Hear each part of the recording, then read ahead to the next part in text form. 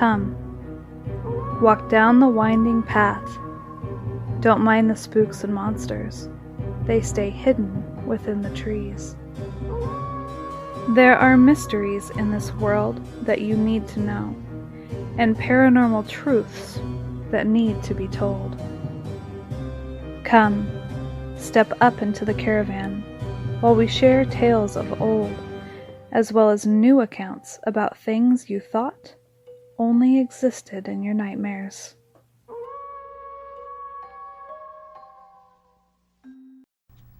And welcome inside the Caravan Library of Lore. Hi, Jennifer. Hello. What are we making tonight? Tea and what? Tea and biscuits. Tea and crumpets. Crumpets, scrumptious crumpets. It's a scary night tonight. Mm-hmm. It's very dark and scary and smoky skies from the wildfires. Everything is orange, spooky. I wish it was raining. I am definitely looking forward to the fall and winter darkness. To the monsoon season. Yes, exactly. All the circus performers were killed in a train wreck. How was that for a spooky kickoff to everything? I am not a big circus fan either, although, so it's funny because I really don't like clowns and I'm not huge into circus, but yet the Caravan kind of has that creepy circus vibe sometimes. And it's one that I try to pull into the feel of the Caravan. From something wicked this way comes the creepy carnival. That's right. I would love for something like that to come to town. Are you kidding? Oh my gosh. Somebody, like, if anybody's listening and you can put on a carnival like that, do it. Travel around. Carnival. Mm-hmm. A spooky gypsy carnival. I'm telling you, you will get people to come in. People will want to check it out. And I will definitely be there. Well, I think the fall of the circus just had a lot to do with, you're right, the creepy clowns and the abusive animals that really didn't have a whole lot of freedom. And it was to their demise as far as the Ringling Brothers, Barnum and Bailey Circus, closing its doors after so many years just because people just are not entertained by seeing animals in that type of an environment and to be abused. No. And of course, this isn't a protest show by any means, but I think that's what really led to their demise. But if you were to bring a gypsy caravan carnival to town, with people and objects and mysticism and creepy things found from all corners of the globe, right? Yes. Yeah, no, imagine. Like, take, let's see. If you had one tent that had all about werewolves. Somebody that could actually make a replica dog man. And then you've got Linda who can do a whole presentation on it, And then you've got the Newkirks. And there are peculiar items that they'd have in, like, another tent. And then, you know what I mean? Like, all of us could make quite the carnival. Imagine. Right. This is true. And we could even have some government, MIB officials there with secret parts of UFOs hidden under blankets and sheets. And that's right. Can reveal a little bit to the audience and have another alien autopsy yes. And then in the next room you could have a seance and call the ghosts and spirits and Ouija board. You're all intrigued. That's right.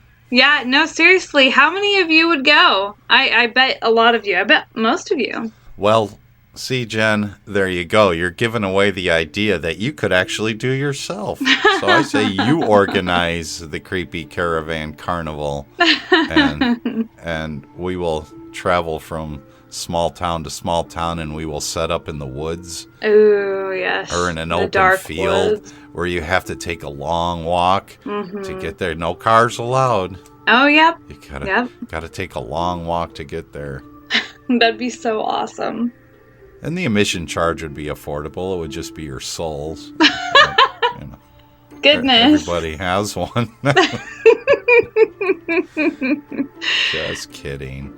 No, it's pretty good. We would charge $1. Yeah. Wow, that would be it would be fun to see something like that.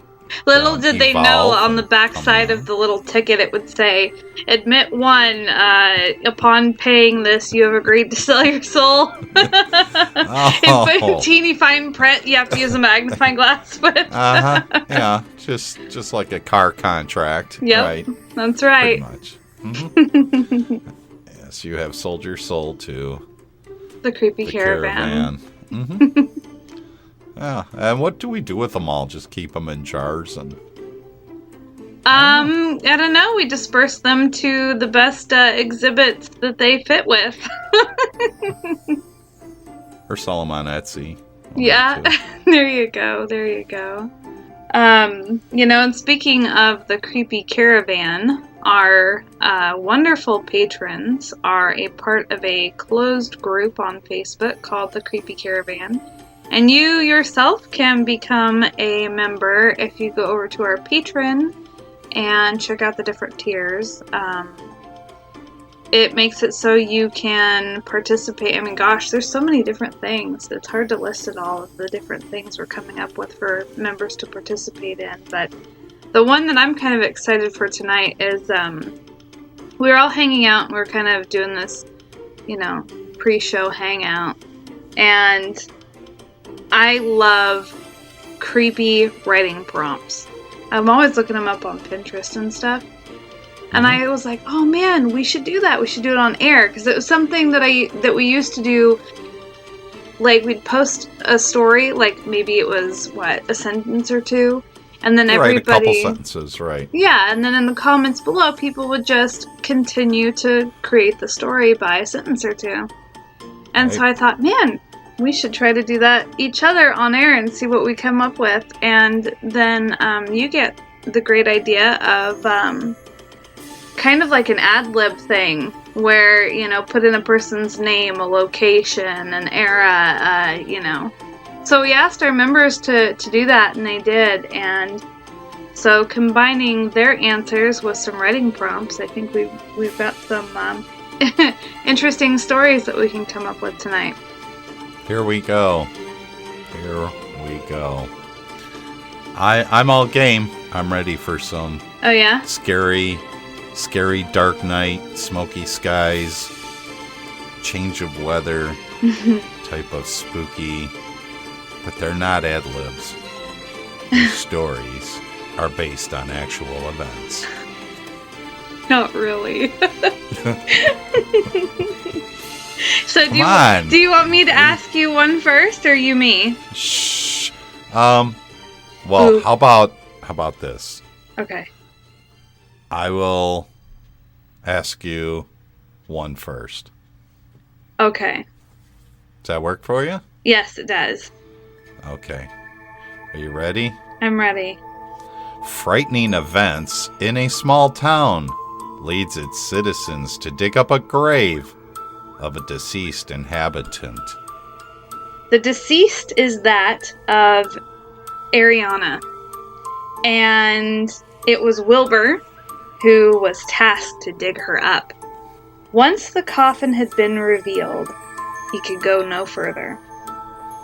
So he left and went home. Through the dark forest to a small farmhouse. That's when, upon opening the door, he saw the muddy footprints of an unknown visitor. Taking up the long sword of calling he had hung up on the wall, he proceeded to the kitchen, and that's when he saw it. A werewolf holding a potato peeler, smearing mud along his walls. Oh, Lord. There is nothing more terrifying than a werewolf with a potato peeler. I'm sorry. I'm too scared, and I can't do this show anymore. Right? It's gotta stop. I'm sorry, guys. It's been real.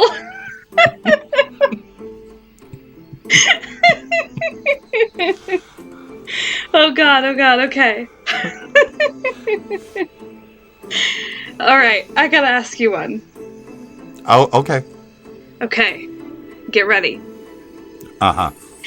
He locked the doors and shuttered the windows, but it came in through the roof.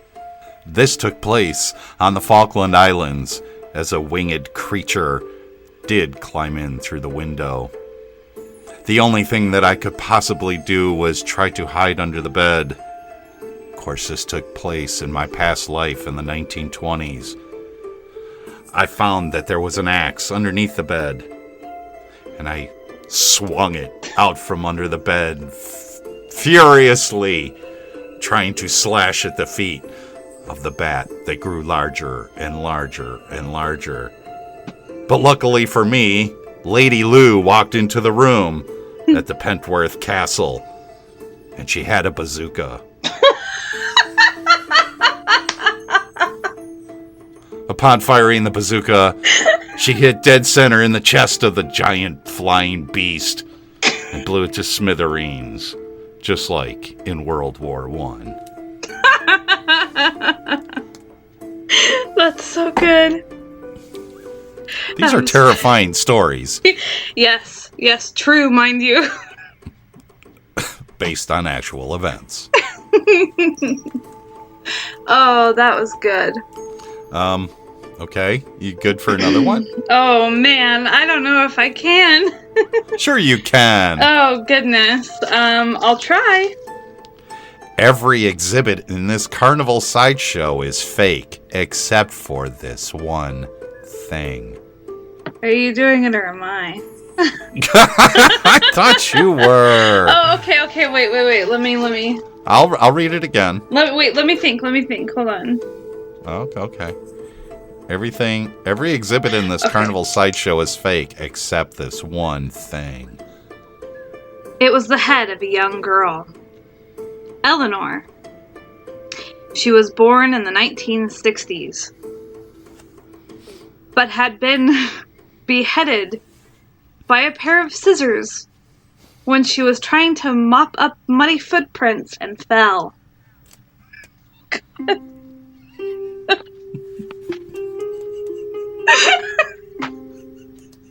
Somehow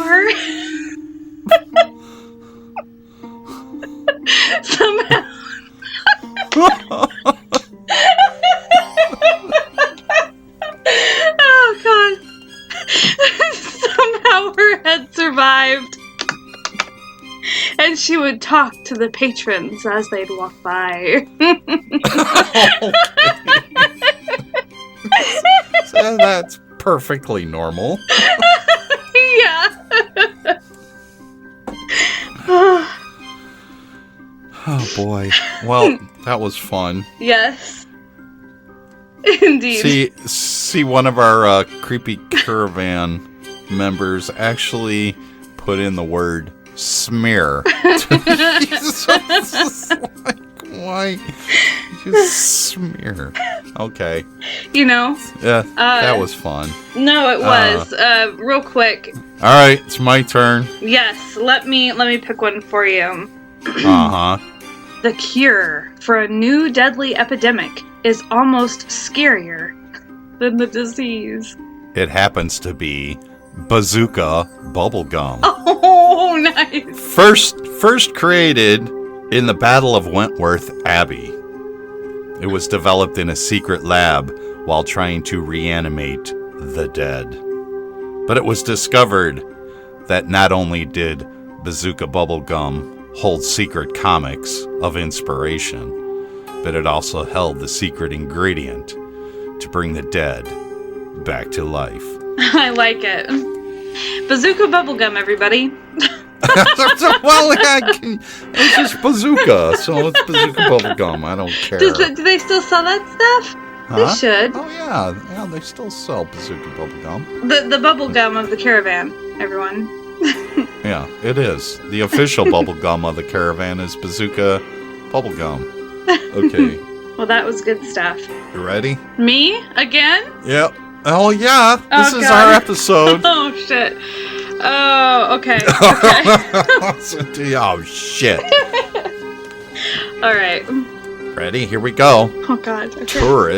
Tourists on a ghost tour, along with their guide, fall into the hands of an evil presence. It was Hortense, a madman.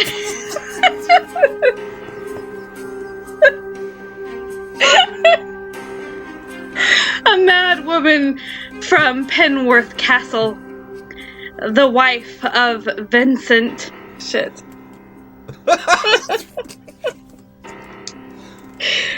She held the salt stone of fire and would hurtle it at anybody that wouldn't mop up their muddy footprints from their castle. I don't know. I'm just laughing at the name Vincent Shit. I couldn't say Hortense And without how is losing that it. spelled? SCHITT. Vincent Shit. Yeah. Oh, God. Okay, throw one at me. Okay, let me see here. Ah, yeah. There we go. Okay, we've got, okay. When putting together a slideshow for a wedding or funeral, someone notices that for decades, the same man, dressed in the same fashion, has been appearing in the background of photographs taken in public places. That man was closely identified to being Baron Montbaron, second Lord of Pentworth Castle.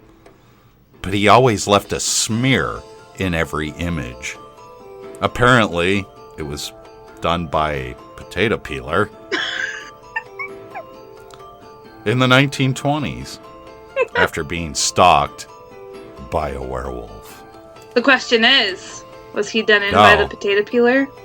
It's the same werewolf with the same potato peeler. Apparently, he just keeps showing up in all these stories. Because these stories are based on actual events. Yes, there you go. And we need more lore folks over in the Creepy Caravan, because, the more people, the more answers and stuff they can put in, and the more people we can draw from for crazy stories like this. Okay. Oh, I'm not good at this. You can throw another one at me if you'd like. That's yeah, fine. I'll throw another one at you. Good, because there you go. It always happens when he's alone in the car. He happens to find himself in the rules of Middle America in the 1960s. Is this an abduction case?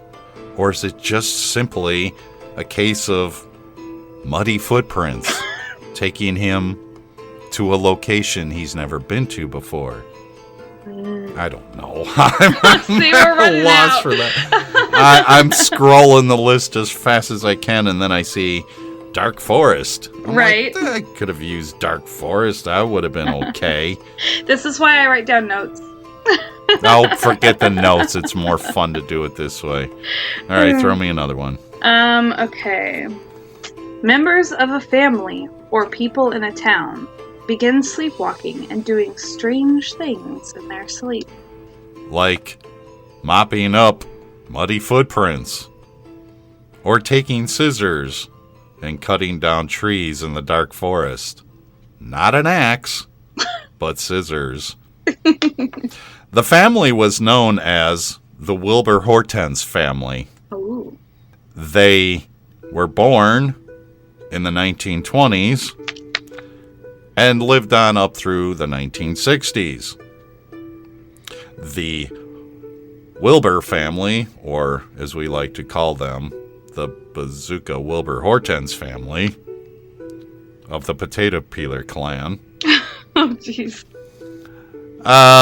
Yes, and had three daughters: Eloise, they were Ariana, and Eleanor. Yeah, exactly. Who were constantly stalked by werewolves. By a werewolf with a potato peeler. That's right. And there we have it.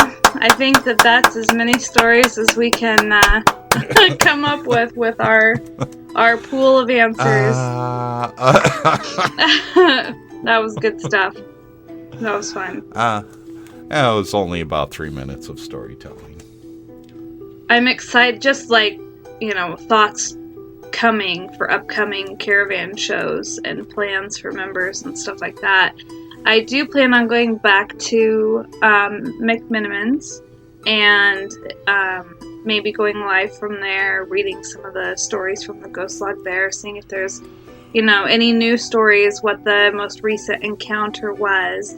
Maybe I can go down in the bathroom where most of the stuff takes place and just kind of sit there and see if anything happens, take some pictures, maybe even just be live in there. And, see what happens with that. And then I'm really wanting to get over to the Battery Wrestle as well, which is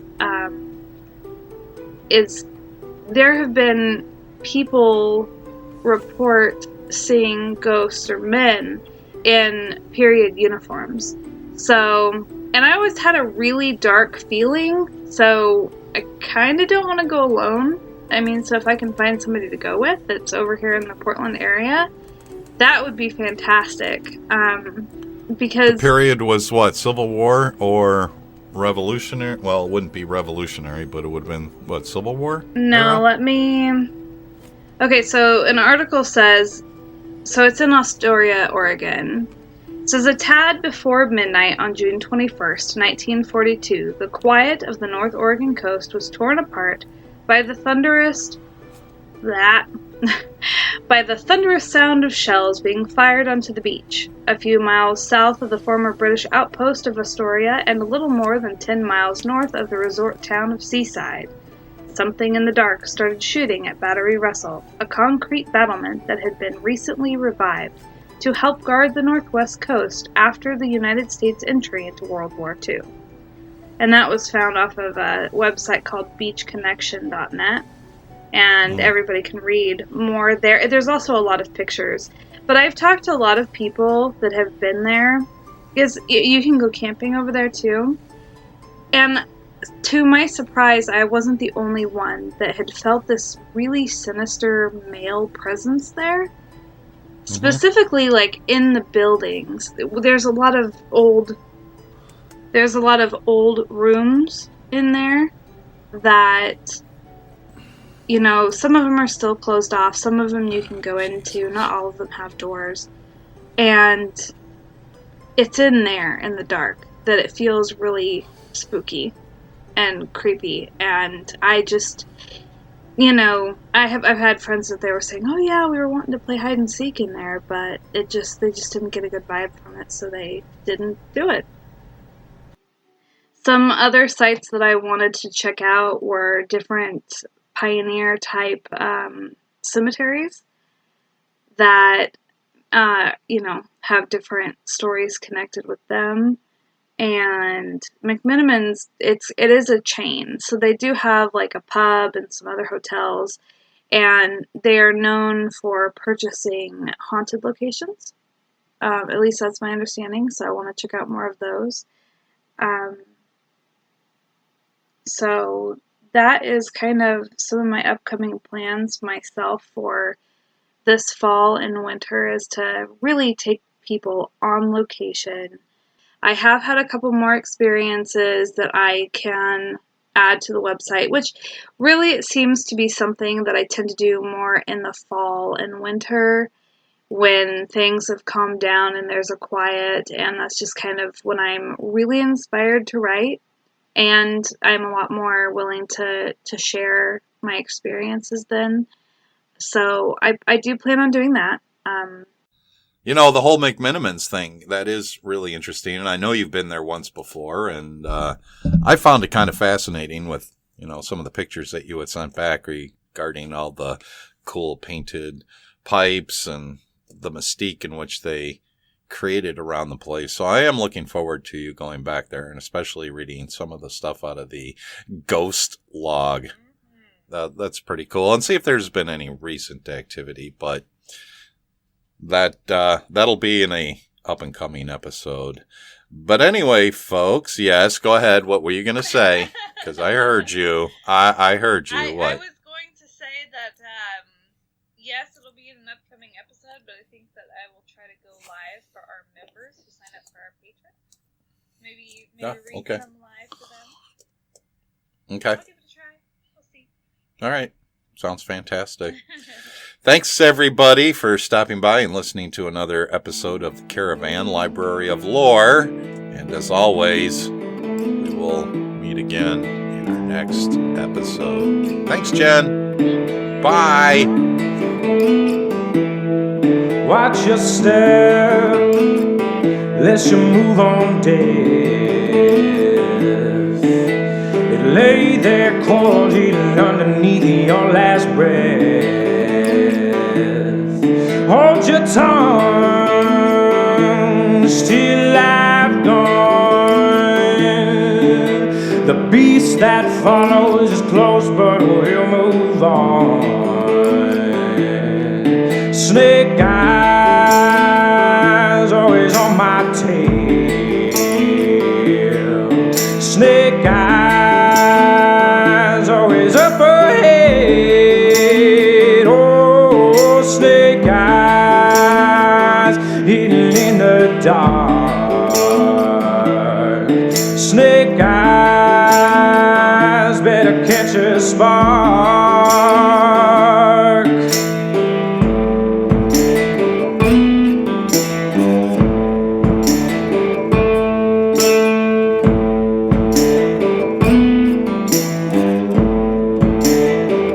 Blow out your candle and face the gloom. Stand strong in the midst of peril and impending doom. Will you fight or run and hide? When the storm winds blow, will you have the strength to turn the tide? Snake eyes, always on my tail. Snake eyes, always up ahead. Oh, snake eyes, hidden in the dark. Snake eyes, better catch a spark.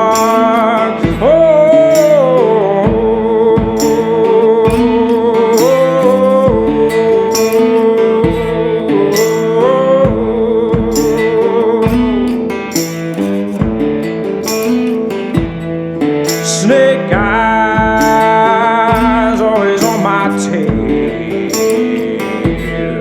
Snake eyes, always up ahead. Oh, snake eyes, hidden in the dark. Snake eyes, better catch a spark.